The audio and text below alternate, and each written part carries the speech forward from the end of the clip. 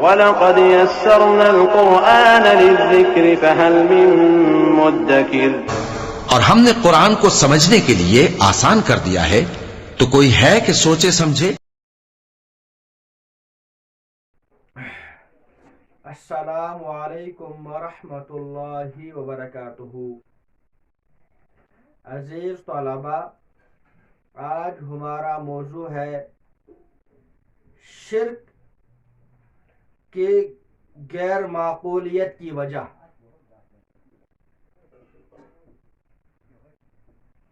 اگر آدمی اس کائنات کے اندر غور و فکر کرے، اپنی عقل کو استعمال کرے، تو یہ بات روز روشن کی طرح واضح ہو جاتی ہے کہ اس کائنات کا خالق اور مالک اللہ تعالی ہے، اور اس بات کو ہر کوئی مانتا ہے، چاہے وہ مسلمان ہو یا غیر مسلم ہو، کہ اس کائنات کا مالک، اس کائنات کا خالق اللہ تعالی ہے۔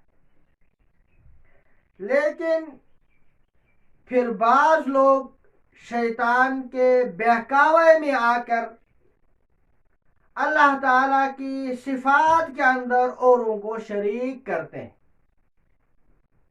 لیکن اللہ تعالیٰ کی ذات میں یا صفات میں کسی کو شریک کرنا یہ عقل کے خلاف ہے۔ اگر دیکھا جائے تو اللہ تعالیٰ کے ساتھ کسی بھی دوسرے کو شریک کرنا، اس کی صرف دو وجہیں ہو سکتی ہے۔ یا تو خود اللہ تعالیٰ نے فرمایا ہو کہ میں نے فلاں آدمی کو اپنے ساتھ شریک کر دیا ہے، بارش کا خدا نعوذ باللہ من ذالک فلاں ہے، میں نے اس کو بارش کا خدا بنا دیا ہے، اور فلاں کو میں نے لڑکا دینے کا اختیار دے دیا ہے، اور فلاں کو میں نے علم کسی کو دینے کا اختیار دے دیا ہے۔ لیکن اگر ہم قرآن کریم کا یا آسمانی کتابوں کا مطالعہ کرتے ہیں تو ہمیں ایسی کوئی بھی بات نہیں ملتی ہے، بلکہ اس کے برعکس وہاں پہ موجود ہے کہ اللہ تعالیٰ نے اس کائنات کے چلانے میں کسی کو شریک نہیں کیا ہے۔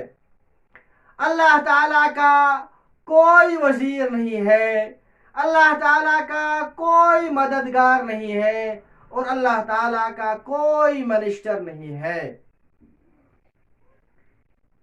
اس کی دوسری وجہ یہ ہو سکتی ہے کہ اس کائنات کا چلانا نعوذ باللہ من ذالک اللہ تعالیٰ کے لیے مشکل ہو، جس کی وجہ سے اللہ تعالیٰ نعوذ باللہ من ذالک اس بات کا محتاج ہو گیا ہو کہ اب ان محکموں کو تقسیم کر دیا جائے۔ کسی کو اگر صحت دینی ہو تو اس کو فلاں خدا صحت دے گا، شفا دینی ہے تو فلاں خدا دے گا، کسی کو علم دینا ہو تو فلاں خدا دے گا، کسی کو رزق دینا ہو تو فلاں خدا دے گا۔ ہم جب اس کائنات کے اندر غور کرتے ہیں، دیکھتے ہیں اللہ تعالیٰ نے اس کائنات کو بغیر کسی نمونے کے بنایا ہے، اور ساتوں زمینوں اور آسمانوں کو بنایا ہے، چاند، سورج، ستاروں کو بنایا، اور اللہ تعالیٰ نے اس کائنات کے بنانے میں کسی کو شریک نہیں کیا ہے۔ جب اللہ تعالیٰ نے اس کائنات کو بنانے میں کسی کو شریک نہیں کیا تو ظاہر سی بات ہے اس کائنات کو چلانا بنانے کے مقابلے میں آسان ہے، تو اللہ تعالیٰ اس کائنات کے چلانے میں اوروں کو کیوں شریک کریں گے؟ اور اللہ تعالیٰ کی قدرت اور اللہ تعالیٰ کی طاقت کی کوئی حد نہیں ہے۔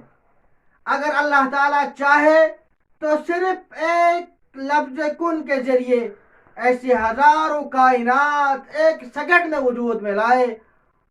اللہ تعالیٰ کی جب قدرت اور طاقت کا یہ عالم ہے تو اس سے بھی پتہ چلتا ہے کہ اللہ تعالیٰ اس کائنات کو اکیلے چلا سکتے ہیں۔ اللہ تعالیٰ کو کسی بھی وزیر کی، کسی بھی منسٹر کی کوئی ضرورت نہیں ہے۔